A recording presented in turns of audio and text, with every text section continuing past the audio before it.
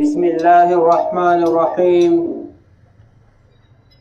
ان الذين قالوا ربنا الله ثم استقاموا تتنزل عليهم الملائكة ألا تخافوا ولا تحزنوا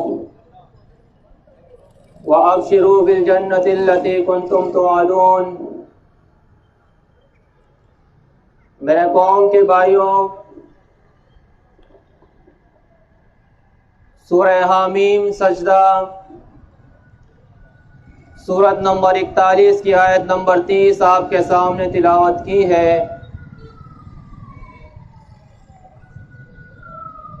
رب کائنات کا فرمان ہے کہ جس نے اس بات کا اقرار کیا کہ ہمارا رب اللہ ہے، اور پھر انہوں نے اس پہ استقامت اختیار کری، اس بات پر وہ ڈٹ گئے، تو اللہ رب العزت بیان فرماتا ہے کہ ایسے لوگوں پر نہ خوف ہوگا اور نہ ملال ہوگا،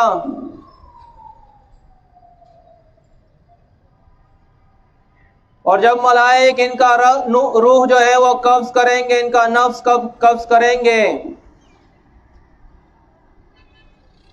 تو ملائک ان سے کہیں گے کہ نہ خوف کرو، نہ غم کرو، ملال کرو، تمہارے لیے اللہ رب العزت نے وہ جنتیں تیار کی ہے جس کا اللہ رب العزت نے تم سے وعدہ کیا ہے۔ اللہ رب العزت کا احسان عظیم ہے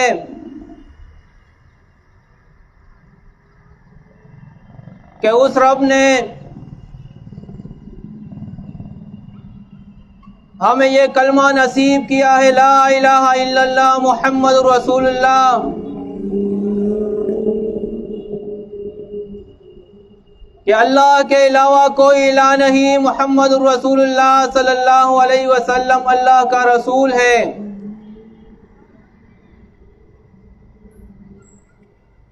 دنیا میں کتنی قومیں آباد ہیں، کتنے مذاہب ہیں،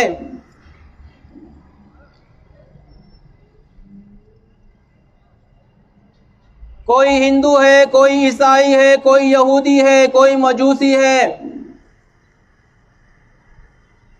کوئی بت کی پوجا پاٹ کر رہا ہے،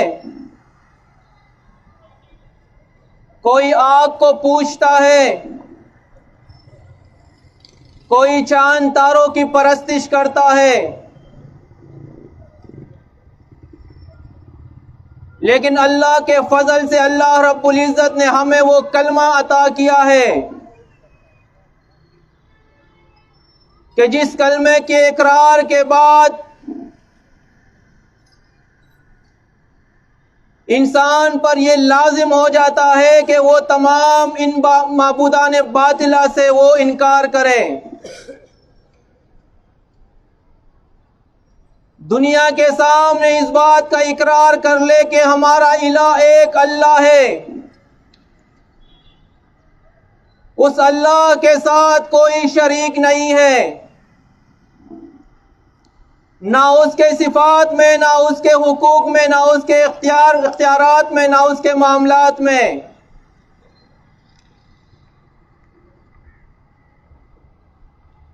یہ تمام دنیا کے اختیارات اللہ کے ہاتھ میں ہیں۔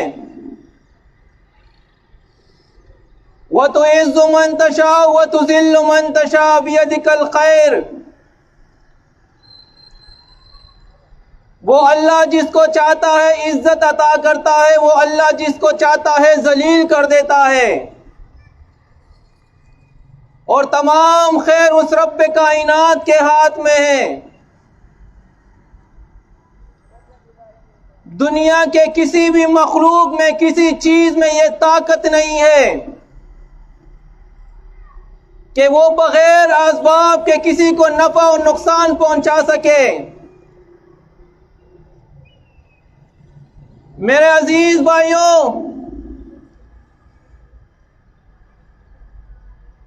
دنیا کی جتنی بھی تاریخ ہم دیکھ لیں،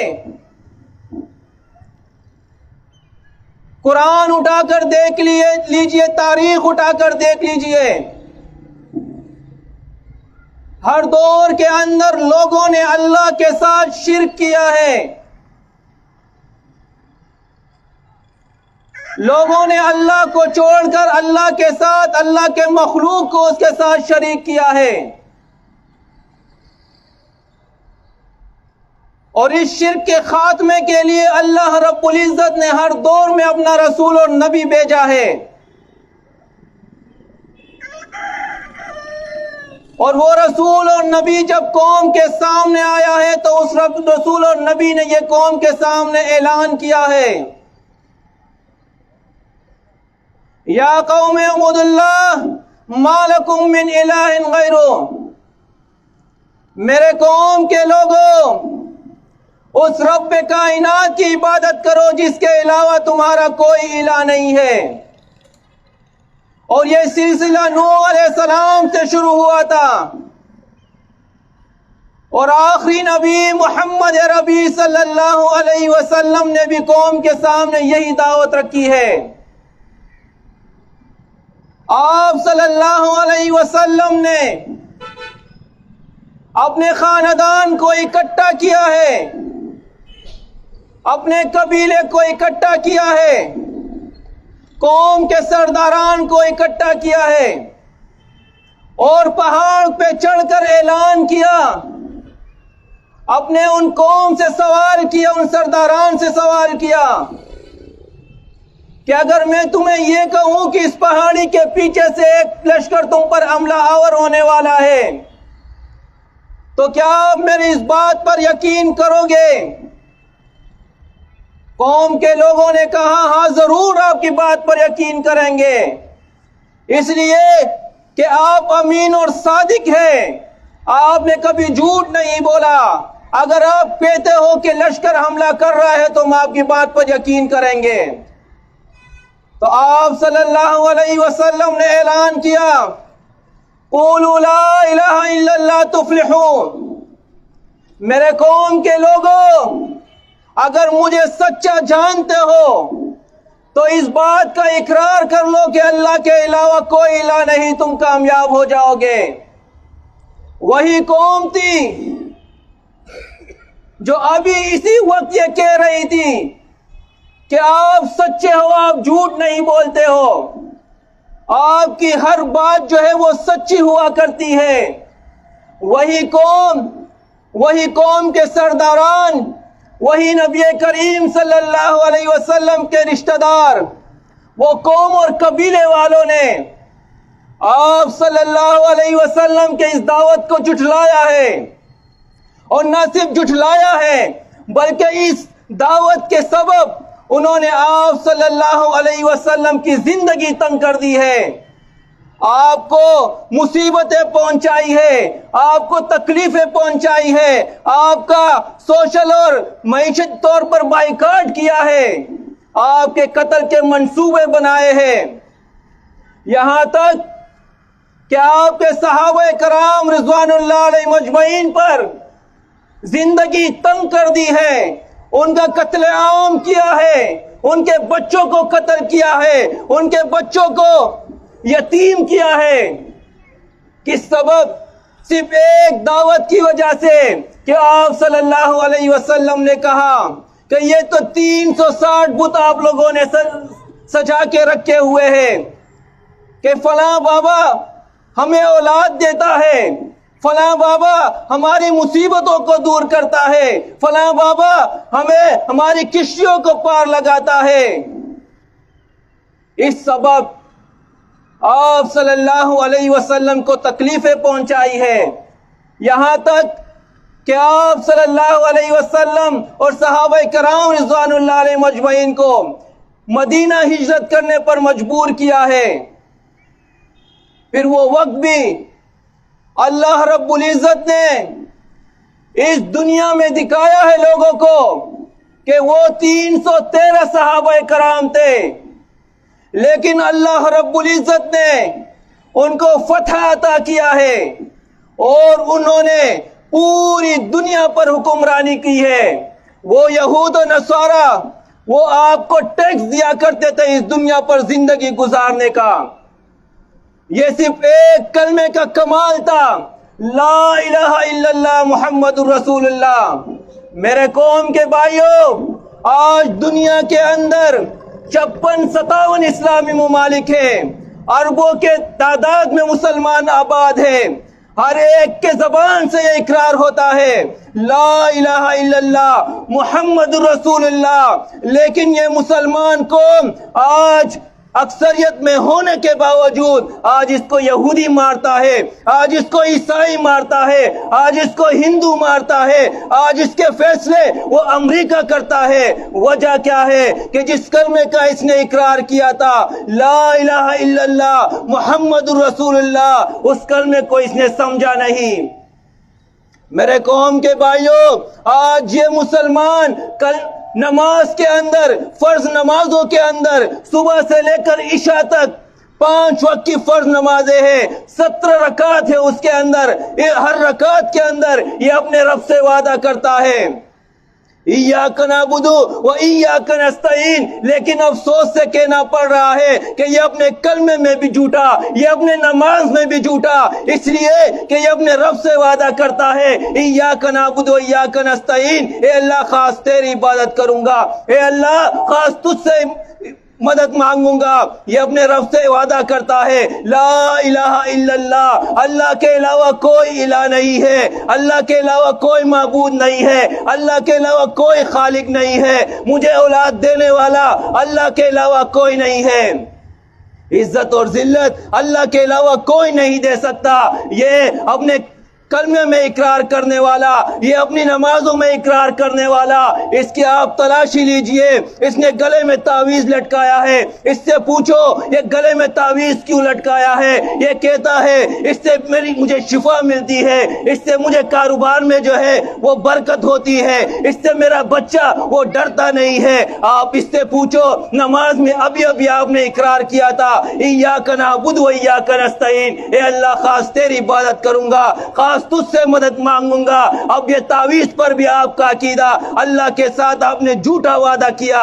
آج یہی وجہ ہے کہ آج مسلمان پستی کے اندر ہے, ضلالت کے اندر ہے, آج مسلمان پس رہا ہے, آج یہ ایک دوسرے کا قتل عام کر رہا ہے, آج یہ پڑوسی سے تنگ ہے, بھائی کے خون کا پیاسا ہے, آج یہ فرقوں میں تقسیم ہو گیا, آج یہ سیاسی جماعتوں میں تقسیم ہو گیا, آج یہ لسانیت میں تقسیم ہو گیا. یہ پختون ہے, یہ مہاجر ہے, یہ بلوچی ہے, یہ سندھی ہے, یہ پنجابی ہے, ایک دوسرے کو مار رہے ہیں. لا الہ الا اللہ کا اقرار کرنے والے, یہ پنجابی بھی لا الہ کا بولنے والا, یہ پٹھان بھی, یہ سندھی بھی, یہ بلوچی بھی, ایک ہی کلمے کا اقرار کرنے والا, ایک ہی رب کو ماننے والا, ایک ہی رسول کا امتی ہونے کے باوجود ان کے اندر یہ نفرت کس نے پھیلائی, یہ نفرت ان کے دلوں میں کیسے آئی؟ صرف ایک وجہ ہے, انہوں نے اس کلمے سے غدر کیا جس کا انہوں نے اقرار کیا تھا.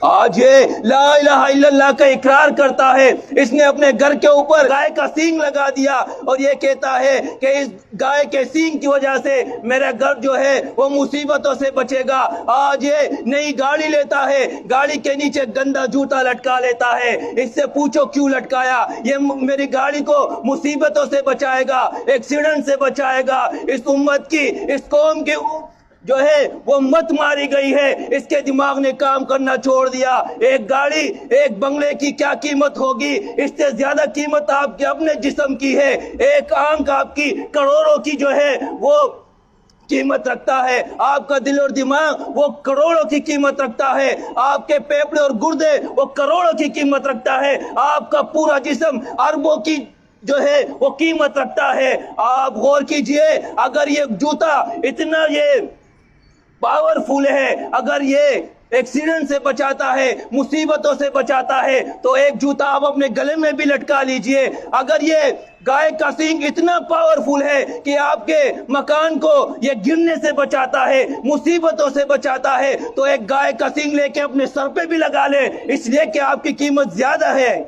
میرے قوم کے بھائیوں, غور و فکر کرو, قرآن اٹھائیے. قرآن مجید کے اندر اللہ بیان فرماتا ہے وَإِن يَمْسَسْكَ اللَّهُ بِضُرٍّ فَلَا كَاشِفَ لَهُ وَإِن يُرِدْكَ بِخَيْرٍ فَلَا رَادَّ لِفَضْلِهِ. اگر اللہ رب العزت تیرے لیے کوئی پریشانی کا ارادہ کرے، کوئی مصیبت تجھے دینا چاہے، تو اس رب کے سوا کوئی اس مصیبت کو ٹالنے والا نہیں۔ اور اگر اللہ تیرے لیے بلائی کا ارادہ کرے، تجھے کوئی خیر پہنچانا چاہے، تو اس اللہ کے علاوہ اس خیر کو کوئی روکنے والا نہیں۔ یہ میری قوم ہے جو لا الہ الا اللہ کا اقرار کرتی ہے، اسی قرآن کے ماننے والی ہے۔ یہ آیت میں نے آپ کے سامنے تلاوت کی ہے۔ اللہ کیا بیان فرماتا ہے؟ نقصان پہنچانے والا میں ہوں، نقصان سے دور کرنے والا میں ہوں، فائدہ پہنچانے والا میں ہوں، اس فائدوں کو روکنے والا میں ہوں۔ میری قوم کہتی ہے یہ گائے کا سینگ جو میں نے اپنے گھر پہ لگایا ہے، نعوذ باللہ، اللہ تو مصیبت پہنچانے والا تھا، یہ تو شکر ہے کہ میں نے گائے کا سینگ لگایا ہے۔ اس گائے کے سینگ کی وجہ سے اللہ جو مصیبت دینے والا تھا، اس گائے کے سینگ نے اس سے مجھے بچا لیا۔ نعوذ باللہ، یہ جو گاڑی کے نیچے میں نے گندا جوتا لٹکایا ہے، اس کے یہ اللہ کے دیے ہوئے عذاب سے مجھے بچا رہا ہے۔ اپنے ایمان کی تجدید کرو، ایک بار پھر لا الہ الا اللہ محمد رسول اللہ کا سچے دل سے اقرار کر لو، اس لیے کہ اس رب کائنات کے مقابلے میں ایک گندے جوتے پر، وہ گندا جوتا جو ہم سے پڑ جاتا ہے، ہم سے فارغ ہو جاتا ہے، ہم کچرے میں پھینک دیتے ہیں، اس گندے جوتے کو ہم نے اتنی طاقت دے دی کہ نعوذ باللہ اللہ تو تکلیف دینے والا تھا، یہ تو شکر ہے اس گندے جوتے کا، اس نے ہمارا کام آسان کر دیا۔ کہ ایمان ہے، یہ مسلمان ہے جو لا الہ الا اللہ کا اقرار کرتا ہے، جو کہتا ہے کہ اس موت کے بعد جب اللہ مجھے اٹھائے گا تو جنت میں لے کے جائے گا۔ اگر یہی ایمان رہا تو سنو قرآن مجید کا یہ حکم بھی سن لو۔ سورہ نساء کے اندر اللہ رب العزت بیان فرماتا ہے، ان اللہ لا یغفر ان یشرک بہ ویغفر ما دون ذلک لمن یشاء۔ جس کسی نے بھی اللہ کے ساتھ شرک کیا، اللہ بیان فرماتا ہے ایسے شخص کو میں کبھی معاف نہیں کروں گا۔ اور سورہ مائدہ کے اندر اللہ بیان فرماتا ہے، انہ من یشرک باللہ فقد حرم اللہ علیہ الجنہ ومأواہ النار۔ نیند سے جاگو اور قرآن مجید کی آیت سنو۔ اللہ بیان فرماتا ہے جس کسی نے بھی اللہ کے ساتھ شرک کیا، وہ اس کا تعلق چاہے جس قوم سے ہو، جس زبان سے ہو، وہ عرب کا ہو، وہ عجم کا ہو، وہ جو کوئی بھی ہو، اگر اللہ کے ساتھ اس نے شرک کیا، اللہ بیان فرماتا ہے ایسے شخص پر میں نے جنت حرام کر دی ہے۔ تم لاکھ بار کہتے رہو، لاکھ بار یہ ورد کرتے رہو کہ میں تو جنت میں جاؤں گا، اس لیے کہ میں نے لا الہ الا اللہ کا اقرار کیا ہے، میرے پیدا ہوتے ہی میرے کانوں میں اذان دی گئی ہے، میں جب مروں گا میرا جنازہ ادا کیا جائے گا۔ لیکن اللہ بیان فرماتا ہے اگر اس زندگی کے اندر ذرہ برابر بھی میرے ساتھ شرک کیا، میرے مخلوق میں سے کسی بھی چیز کو میرے ساتھ شریک کیا، اللہ بیان فرماتا ہے اس حالت میں تم پر موت آئی، اللہ بیان فرماتا ہے جنت تم پر حرام ہے اور ٹھکانہ تمہارا جہنم ہے۔ آج ہمارے گلوں میں تعویذیں ہیں، آپ ان سے پوچھو یہ تعویذ کیوں لٹکایا ہے؟ نبی کریم صلی اللہ علیہ وسلم نے اس دنیا کے اندر 63 سال زندگی گزاری ہے۔ جاؤ پوچھو جو آپ کو تعویذ لکھ کر دیتا ہے کہ اس سے اولاد ہوگی، اس سے پریشانی دور ہو جائے گی، اس سے کاروبار میں برکت ہوگا، جاؤ اس سے پوچھو۔ نبی کریم صلی اللہ علیہ وسلم نے 63 سال اس دنیا کے اندر زندگی گزاری ہے، 40 سال نبوت سے پہلے اور 23 سال نبوت کے بعد۔ ان 63 سالوں میں کوئی ایک دلیل پیش کر دے کہ نبی کریم صلی اللہ علیہ وسلم نے کسی کو تعویذ لکھ کر دیا ہو کہ جاؤ یہ فلاں آیت اپنے کاغذ پر لکھ دو، اس کو تعویذ بنا کے گلے میں لٹکا لو، آپ کی فلاں مصیبت دور ہو جائے گی، آپ کے کاروبار میں برکت نہیں ہے، جاؤ ایک تعویذ بنا کے دیوار پہ لٹکا لو، آپ کے کاروبار میں برکت ہو جائے گی۔ کوئی ایک دلیل دکھا دو، ایک۔ پوری تاریخ اٹھا کر دیکھ لو، احادیث کی کتابیں اٹھا کر دیکھ لو، کوئی ایک دلیل دکھا دو کہ نبی کریم صلی اللہ علیہ وسلم نے کسی کو تعویذ دی ہو یا خود لٹکایا ہو۔ صحابہ کرام رضوان اللہ علیہ مجمعین نے اس دنیا میں جو حکمرانی کی ہے، حکومت کی ہے، نبی کریم صلی اللہ علیہ وسلم کے بعد ان کی زندگی سے کوئی ثابت کر دے. اگر نہیں تو سنو نبی کریم صلی اللہ علیہ وسلم کی حدیث. آپ صلی اللہ علیہ وسلم نے فرمایا من تعلق تمیمۃ فقد اشرک، کہ جس نے تعویذ لٹکایا اس نے اللہ کے ساتھ شرک کیا. اور فرمایا من علق شیئا وکل الیہ، جو کوئی چیز لٹکائے گا وہ اسی کے حوالے ہو گیا.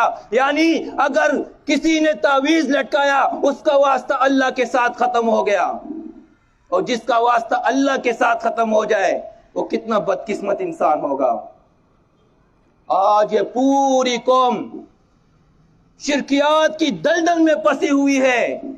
آج اس کی اولاد نہیں ہوتی، یہ جا کے درگاہوں کے چکر لگاتا ہے، مزاروں کے چکر لگاتا ہے، وہاں جا کے چادریں اس پہ چڑھاتا ہے، دیگے تقسیم کرتا ہے، نظر و نیاز کیا کرتا ہے، آواز لگاتا ہے بابا شاہ جمال پتر دے دے رتا لال.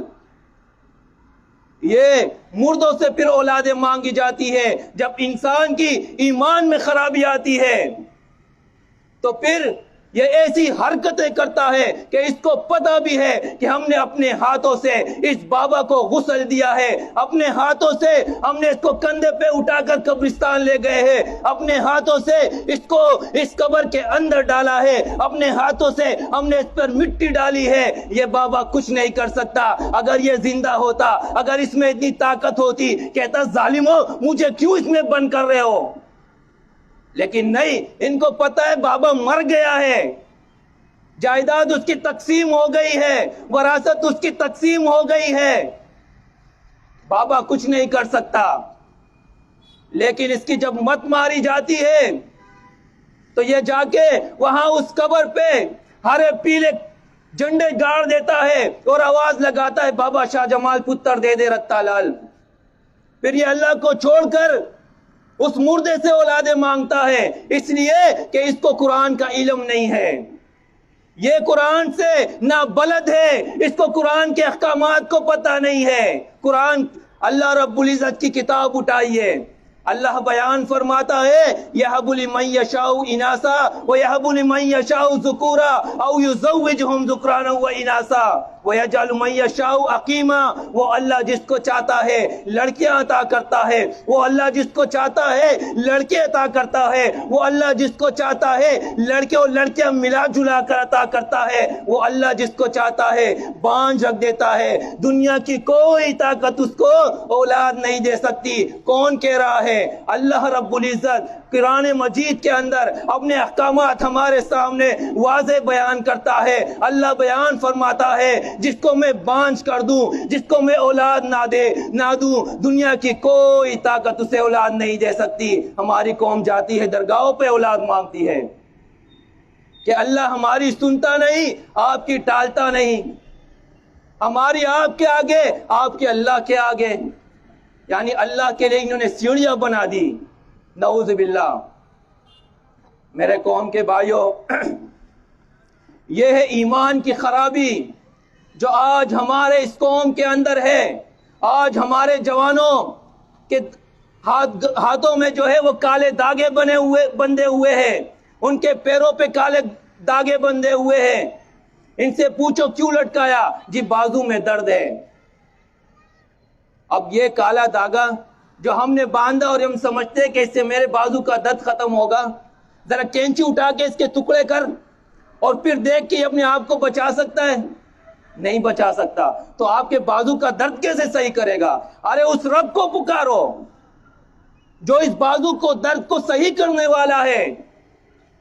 اللہ رب العزت قرآن مجید کے اندر بیان فرماتا ہے کہ اے میرے بندو مجھے پکارو، میں تمہاری استجابت کروں گا، تمہاری دعائیں قبول کروں گا.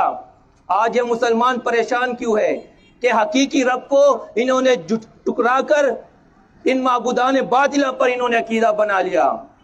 تو یہ وہ ایمان کے اندر ملاوٹ ہے جو اس مسلمان نے اپنے ایمان کے ساتھ کیا ہے. میرے قوم کے بھائیوں، آپ کے سامنے آئے ہیں، آپ سے نہ نوٹ چاہیے نہ چندے کی اپیل کرتے ہیں. آپ سے کسی قسم کے آپ سے کوئی لالچ نہیں ہے.